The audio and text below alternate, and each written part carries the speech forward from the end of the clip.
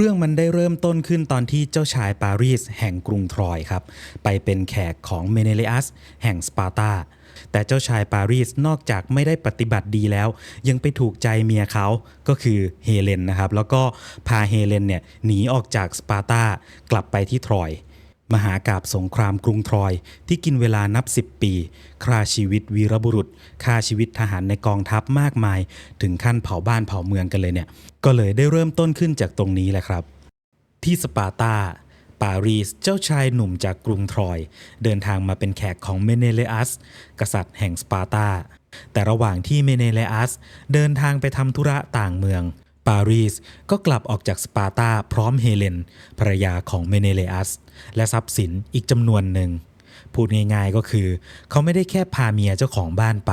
แต่ยังละเมิดกฎที่คนในยุคนั้นถือว่าสำคัญมากแถมทำให้กษัตริย์คนหนึ่งเสียหน้าแบบที่แทบไม่มีทางที่จะปล่อยผ่านได้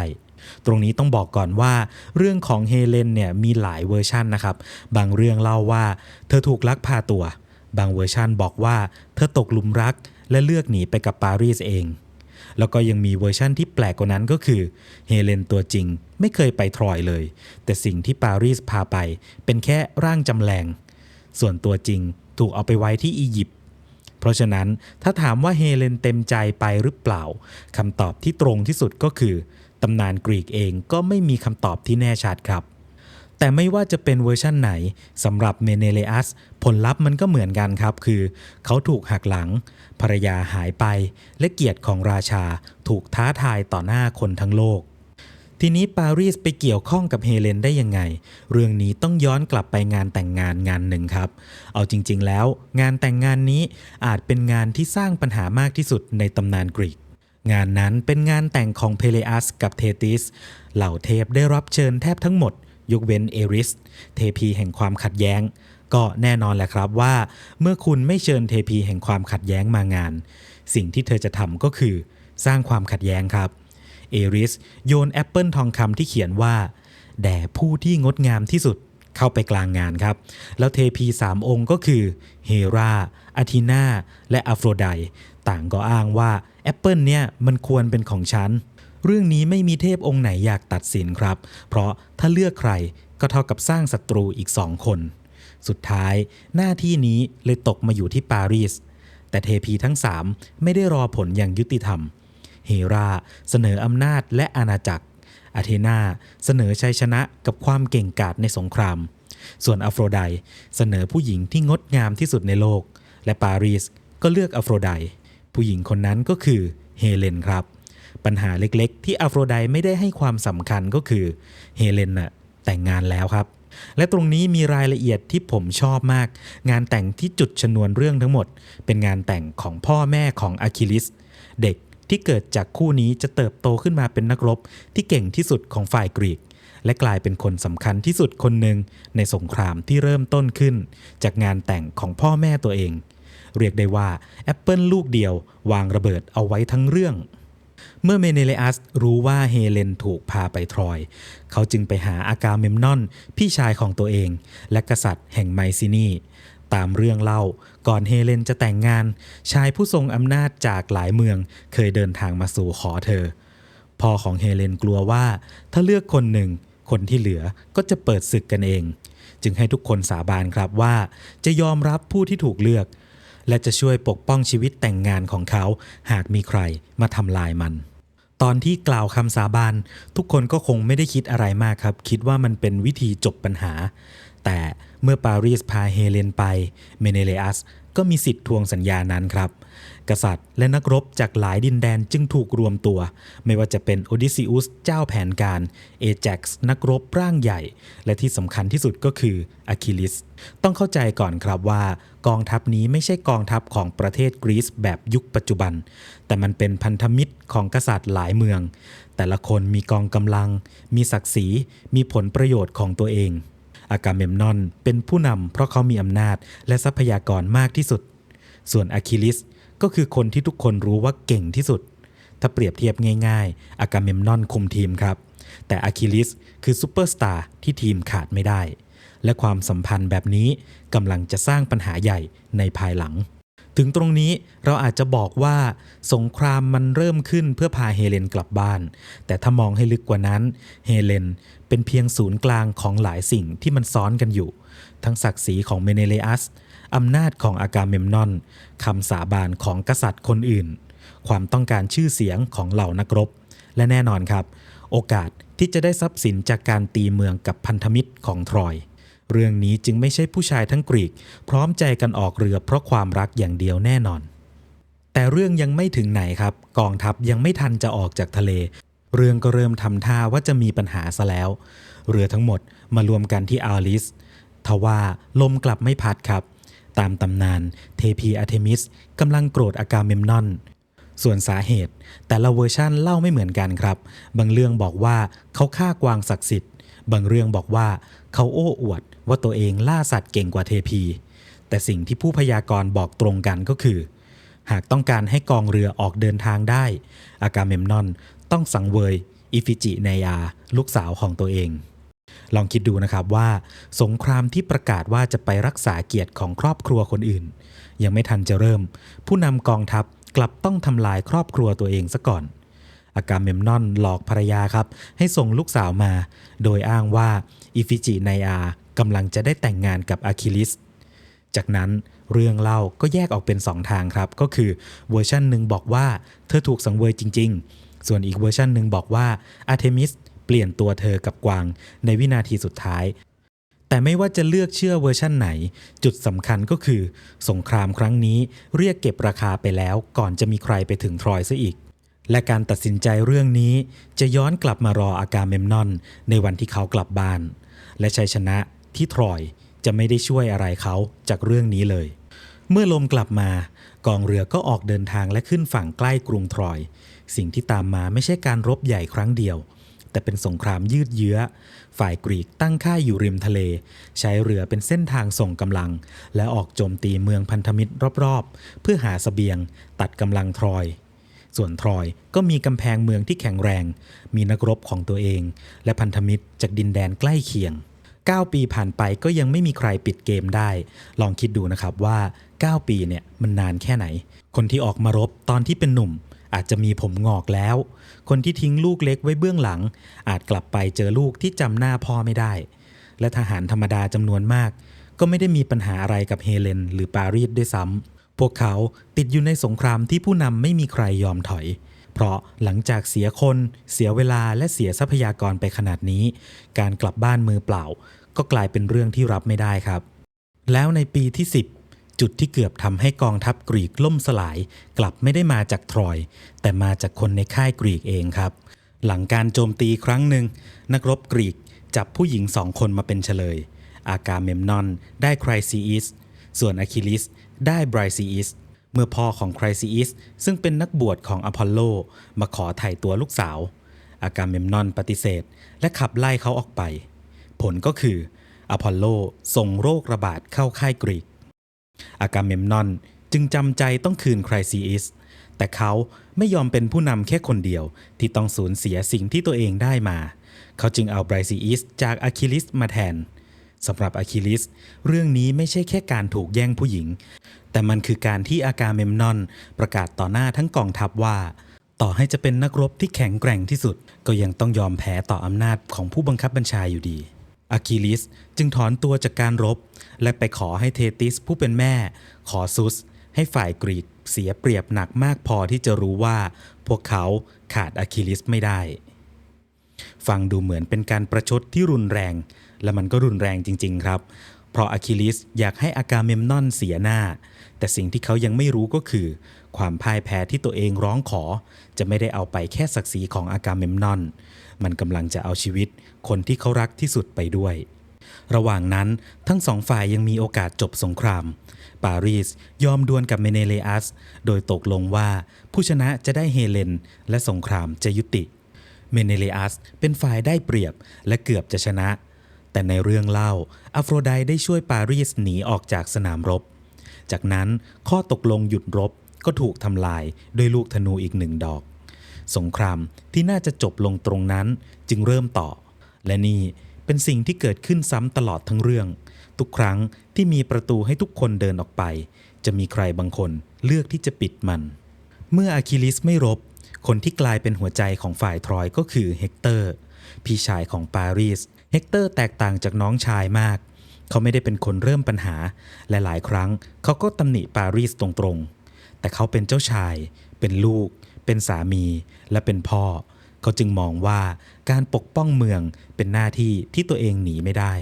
ช่วงหนึ่งเฮกเตอร์กลับเข้าเมืองและพบกับแอนโดรมาคีภรรยาของเขาพร้อมลูกชายตัวเล็กแอนโดรมาคีขอให้เขาอย่ากลับออกไปรบเพราะเธอเสียครอบครัวเดิมให้สงครามไปแล้วและถ้าเสียเฮกเตอร์ไปอีกเธอก็แทบไม่เหลือใครเฮกเตอร์รู้ดีว่าทรอยอาจล่มเขายังพูดถึงวันที่ภรรยาจะถูกพาไปเป็นเฉลยแต่สุดท้ายเขาก็เลือกที่จะกลับไปเพราะเขารู้สึกว่าตัวเองไม่อาจยืนมองคนอื่นต่อสู้แทนเขาได้มีรายละเอียดเล็กๆที่ทำให้เฮกเตอร์ดูเป็นคนอ่อนโยนมากลูกชายเห็นหมวกเกราะของพ่อแล้วตกใจร้องไห้เฮกเตอร์กับแอนโดรมาคีจึงหัวเราะเขาถอดหมวกวางลงแล้วอุ้มลูกขึ้นมาเป็นช่วงเวลาธรรมดาแค่ไม่กี่นาทีในสงคราม10 ปีแต่คนดูก็รู้ว่าเมื่อเขาวางลูกลงและเดินกลับออกไปครอบครัวนี้อาจไม่ได้กลับมาอยู่พร้อมหน้ากันอีกแล้วเฮกเตอร์นำทหารทรอยบุกจนฝ่ายกรีกต้องถอยกลับไปถึงค่ายเมื่อเริ่มถูกคุกคามและพาโตคัสเพื่อนที่ใกล้ชิดที่สุดของอะคิลิสทนดูต่อไปไม่ไหวเขาขอสวมเกราะของอะคิลิสออกไปรบแผนก็คือทำให้ฝ่ายทรอยคิดว่าอะคิลิสกลับมาแล้วขับไล่พวกเขาให้ออกพ้นจากเรืออะคิลิสยอมแต่ก็เตือนให้พาโตคัสหยุดทันทีเมื่อเรือปลอดภัยอย่าไล่ไปไกลถึงกำแพงเมืองตอนแรกแผนได้ผลทหารทรอยเห็นชุดเกราะก็คิดว่าอะคิลิสกลับมาและเริ่มถอยแต่พาโตคัสกลับไล่ตามต่อเขาเข้าใกล้กำแพงมากเกินไปและสุดท้ายก็ถูกสังหารโดยในเรื่องเล่าของโฮเมอร์ไม่ได้มีแค่เฮกเตอร์คนเดียวที่ทำให้เขาล้มลงอพอลโลก็ทำให้เขาอ่อนแรงนักรบอีกคนทำให้เขาบาดเจ็บและเฮกเตอร์เป็นผู้โจมตีครั้งสุดท้ายเมื่อข่าวมาถึงอะคิลิสทุกอย่างที่เขาต้องการก่อนหน้านี้ก็หมดความหมายเขาอยากให้อากาเมมนอนรู้ว่าขาดเขาไม่ได้แต่คนที่จ่ายราคาให้ความโกรธนั้นกลับเป็นพาโตคัสเพื่อนรักของเขาเองส่วนตัวผมว่าตรงนี้คือจุดที่ทำให้อะคิลิสน่าสนใจมากกว่าการเป็นนักรบผู้ไร้เทียมทานเพราะศัตรูที่ทำร้ายเขาหนักที่สุดไม่ใช่เฮกเตอร์แต่มันคือความโกรธของตัวเขาเองอะคิลิสคืนดีกับอากาเมมนอนรับเกราะชุดใหม่แล้วกลับเข้าสู่สนามรบแต่เขาไม่ได้กลับมาในฐานะคนเดิมอีกแล้วเขากำลังขับเคลื่อนด้วยความเศร้าและความต้องการแก้แค้นเขาไล่ทหารทรอยกลับเข้าเมืองจนเหลือเฮกเตอร์ยืนอยู่นอกกำแพงแค่คนเดียวเฮกเตอร์พยายามที่จะปักหลักต่อสู้แต่พอเห็นอะคิลิสเข้ามาใกล้เขาก็หวาดกลัวและวิ่งหนีทั้งสองวิ่งรอบกำแพงทรอยอยู่นานก่อนที่เฮกเตอร์จะถูกหลอกให้หยุดและหันกลับมาต่อสู้สุดท้ายอะคิลิสก็เป็นฝ่ายชนะเฮกเตอร์ขอให้ส่งร่างของเขาคืนครอบครัวแต่อะคิลิสปฏิเสธแล้วลากร่างของเฮกเตอร์กลับค่ายกรีกดูเหมือนเฮกเตอร์ตายแล้วความขัดแย้งก็น่าจะจบลงแต่ฉากที่สำคัญที่สุดฉากหนึ่งของเรื่องนี้กลับเกิดขึ้นหลังจากนั้นไพรแอมกษัตริย์ชราแห่งทรอยและพ่อของเฮกเตอร์เดินเข้าไปในค่ายศัตรูด้วยตัวเอง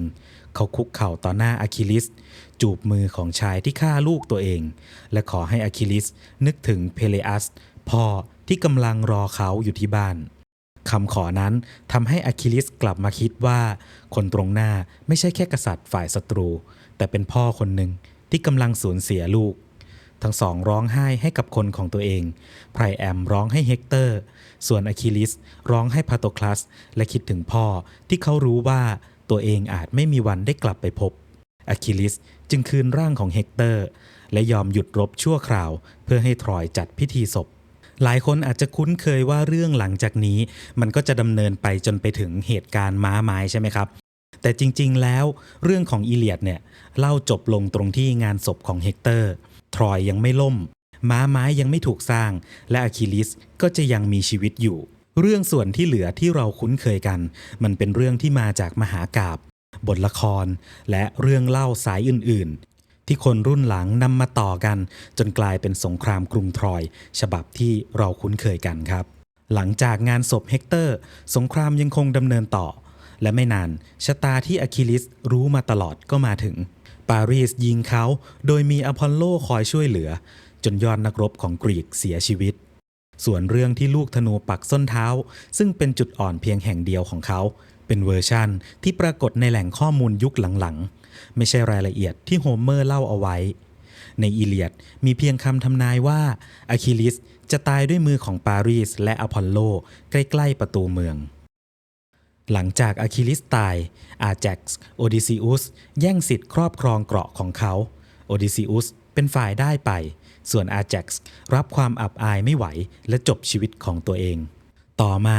ปารีสก็ถูกฟิโลกทีทิสยิงจนเสียชีวิตซึ่งพอถึงตอนนี้คนที่พาเฮเลนมาทรอยก็ตายแล้วนักรบที่เก่งที่สุดของกรีกก็ตายแล้วเฮกเตอร์ก็ตายแต่กำแพงทรอยยังยืนอยู่10 ปีของกำลังและความกล้าหาญไม่สามารถพากองทัพกรีกเข้าเมืองได้และตรงนี้เองที่สงครามเปลี่ยนจากการวัดพละกำลังว่าใครแข็งแกร่งกว่าไปเป็นการวัดว่าใครที่จะหลอกอีกฝ่ายได้แนบเนียนกว่าโอดิซิอุสเสนอแผนให้สร้างม้าไม้ขนาดใหญ่ภายในกลวงพอให้นักรบกลุ่มหนึ่งซ่อนตัวส่วนกองทัพที่เหลือเผาค่ายของตัวเองแล้วแล่นเรือออกไปซ่อนใกล้เกาะเทเนดอสทิ้งชายที่ชื่อไซนอนไว้กับม้าเพียงลำพังเช้าวันต่อมาชาวทรอยออกมาพบชายหาดที่ว่างเปล่าลองนึกถึงความรู้สึกของคนที่ติดอยู่หลังสงครามมาเป็น10 ปีคุณตื่นขึ้นมาแล้วเรือศัตรูหายหมดค่ายถูกทิ้งและสิ่งเดียวที่เหลือก็คือม้าไม้พวกเขาไม่ได้เห็นมันด้วยความระแวงอย่างเดียวแต่มันเป็นสิ่งที่ตัวเองอยากเห็นมากที่สุดนั่นคือหลักฐานว่าสงครามจบแล้วไซนอนบอกชาวทรอยว่าเขาถูกกรีกทอดทิ้งและม้าเป็นของถวายแด่อาธีนาเขายังอ้างว่า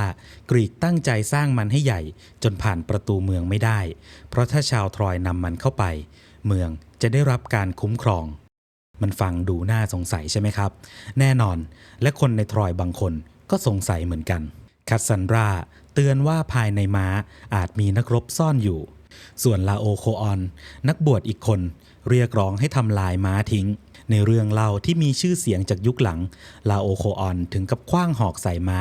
แล้วงูทะเลยักษ์2 ตัวก็ขึ้นมาสังหารเขากับลูก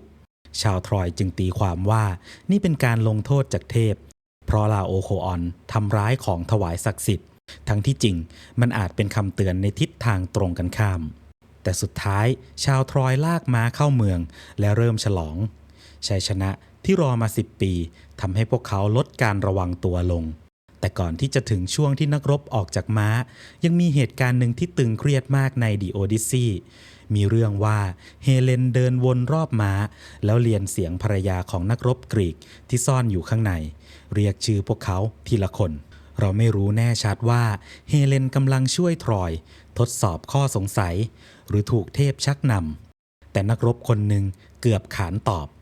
โอดิซิอุสต้องใช้มือปิดปากเขาเอาไว้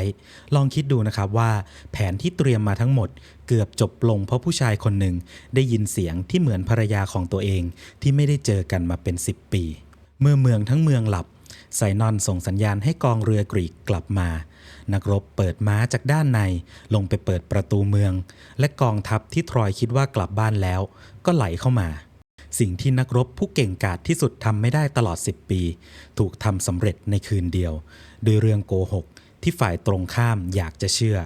กรุงทรอยถูกโจมตีในตอนที่ผู้คนไม่พร้อมและจากเรื่องตรงนี้ไม่ได้มีภาพของวีรบุรุษดวลกันอย่างสง่างามอีกแล้วมันกลายเป็นภาพการทำลายเมืองไพรแอมถูกสังหารขณะที่หลบอยู่ใกล้แท่นบูชาคาซันดราถูกจับแอนโดรมาคีกลายเป็นเฉลยและลูกชายตัวเล็กของเฮกเตอร์ถูกฆ่าเพราะฝ่ายกรีกกลัวว่าวันหนึ่งเขาจะเติบโตกลับมาแก้แค้นเมืองที่เฮกเตอร์ยอมตายเพื่อปกป้องถูกเผาทำลายในคืนเดียวมีผู้รอดชีวิตบางคนอีเนียสหนีออกจากเมืองพร้อมพ่อและลูกชายก่อนเรื่องของเขาจะถูกชาวโรมันนำไปเล่าต่อในฐานะต้นกำเนิดเชิงตำนานของพวกเขาส่วนเมเนเลอัสได้เฮเลนกลับคืนและทั้งคู่ก็กลับไปครองสปาร์ตาด้วยกันแม้เรื่องเล่าแต่ละเวอร์ชั่นจะอธิบายการคืนดีที่ต่างกันออกไปก็ตามกรีกชนะสงครามแต่คำว่าชนะในเรื่องนี้แทบไม่มีความหมายนักรบหลายคนล่วงเกินสิ่งศักดิ์สิทธิ์ระหว่างการทำลายเมืองจนการเดินทางกลับบ้านกลายเป็นหายนะบางคนเสียชีวิตกลางทะเลเมเนเลอัสต้องเร่ร่อนอยู่หลายปีกว่าจะกลับถึงบ้าน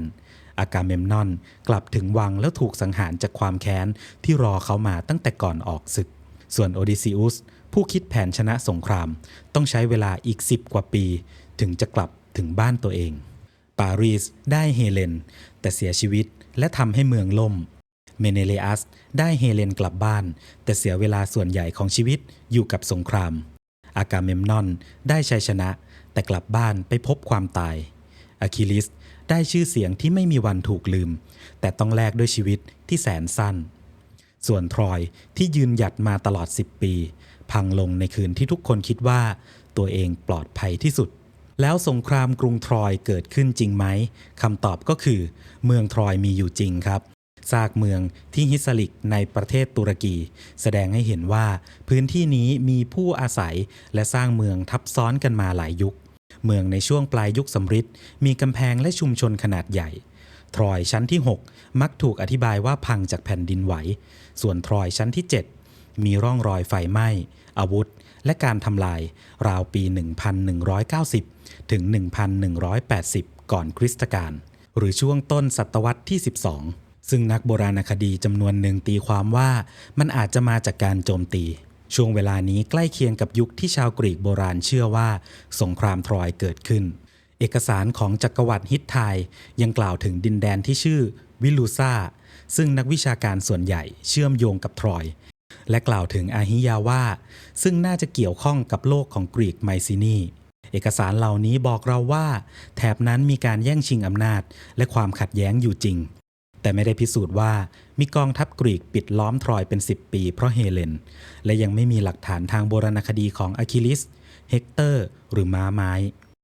บทกวีอย่างอีเลียดและโอดิสซีก่อตัวขึ้นจากประเพณีมุขปาฐะและถูกเรียบเรียงเป็นรูปเป็นร่างหลายร้อยปีหลังช่วงปลายยุคสำริดเพราะฉะนั้นคำตอบที่ซื่อสัตย์ที่สุดอาจเป็นว่ามีเมืองอยู่จริงมีสงครามหรือความขัดแย้งจริงและอาจมีเหตุการณ์บางอย่างที่ถูกจดจำผ่านคำบอกเล่าจากนั้นเรื่องของสงครามหลายครั้งวีรบุรุษหลายคนเทพเจ้าและโศกนาฏกรรมของหลายครอบครัวอาจค่อยๆถูกรวมเข้าด้วยกันจนกลายเป็นสงครามกรุงทรอยอย่างที่เรารู้จักและสุดท้ายเรื่องนี้อาจจะไม่ใช่เรื่องของผู้หญิงคนเดียวเฮเลนอาจเป็นชนวนแต่สิ่งที่ทำให้ไฟลุกอยู่นานนับ10 ปีก็คือศักดิ์ศรีอำนาจความกลัวที่จะเสียหน้าความต้องการชื่อเสียงและการที่ทุกฝ่ายลงทุนกับสงครามไปมากจนไม่มีใครกล้ายอมรับว่าบางทีการหยุดอาจจะดีกว่าการไล่ตามหาชัยชนะนั่นอาจเป็นเหตุผลที่เรื่องนี้ยังอยู่มาหลายพันปีเพราะถ้าตัดเทพเจ้าเกราะวิเศษและม้าไม้ออกไปสิ่งที่เหลือก็คือคนจำนวนหนึ่งที่ต่างเชื่อว่าตัวเองมีเหตุผลมากพอที่จะเดินหน้าต่อและคนที่จ่ายราคาแพงที่สุดกลับเป็นคนที่แทบไม่มีสิทธิ์ที่จะเลือกอะไรเลยถ้าชอบประวัติศาสตร์และตำนานเรื่องเล่าแบบนี้ฝากติดตามช่องบิววอนนะครับและถ้ามีตัวละครตัวไหนจากสงครามกรุงทรอยที่อยากให้หยิบมาเล่าต่อลองทิ้งชื่อไว้ในคอมเมนต์ได้เลย